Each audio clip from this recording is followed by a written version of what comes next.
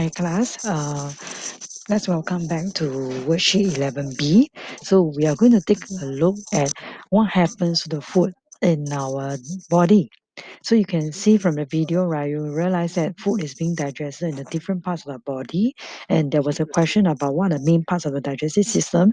So you can, you should actually label the different parts of the human digestive system. Okay, this is a black and white. Okay, let me show you the colored ones. Okay, the colored ones is over here. Okay, this one, sorry. Yep, right. This is the one.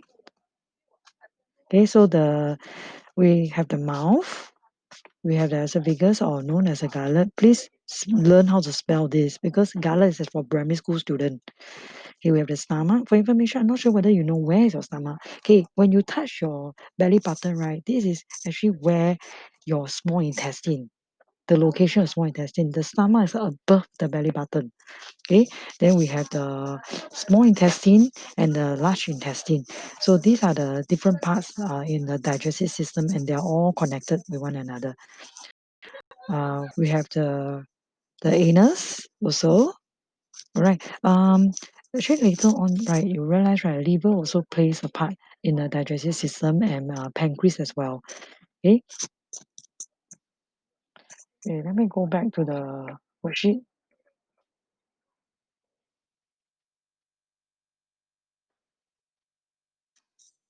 Right. So liver, gallbladder, pancreas, all of them plays a role in our digestive system. Right, let's move on. Okay, so what happened to the food in the gut? So from the video, you realize that there's a series of digestion happening that digests our food. Our food is actually very large. So remember from the previous video, we talked about protein, carbohydrates, fats are being large molecules, and to be broken down into smaller soluble molecules that can be absorbed into the body cells. So remember the partially permeable membrane that allows certain substances to pass through. So it's actually through this process of digestion. And digestion, right, there are four main stages. First, we talk about ingestion. Ingestion is simply the act of taking in food, the act of consuming food. That is actually ingestion. Then the second stage comes about digestion. In fact, digestion, right, there are two processes of digestion. One can be known as physical, and the other one is chemical digestion. Then we will learn about absorption. What happened to the digested food products? What happened is actually being absorbed into our body cells via to the partially permeable membrane. And lastly, the fourth stage is actually assimilation, where we actually convert these absorbed food molecules. Okay, in the case of carbohydrates, right, will be glucose. In the case of proteins, will be amino acid. In the case of fats, right, will be fatty acid and glycerol.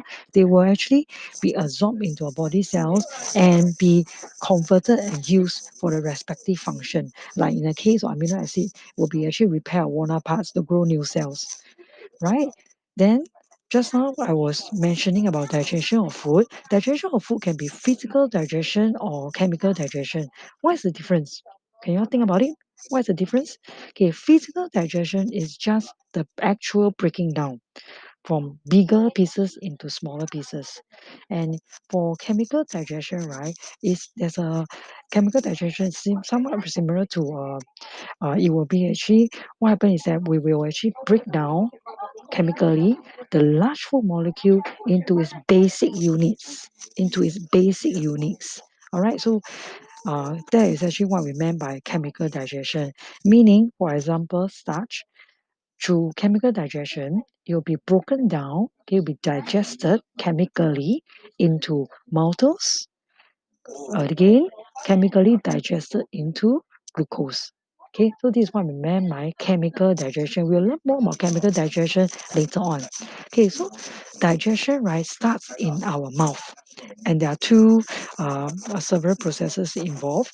Okay, first we have the row of teeth that helps to chew the food in smaller pieces, physical digestion, and there'll be enzyme in our saliva. Okay, so by chewing the food in smaller pieces, it provides a large surface area for digestion by the enzymes. Do you know what enzyme is present in saliva?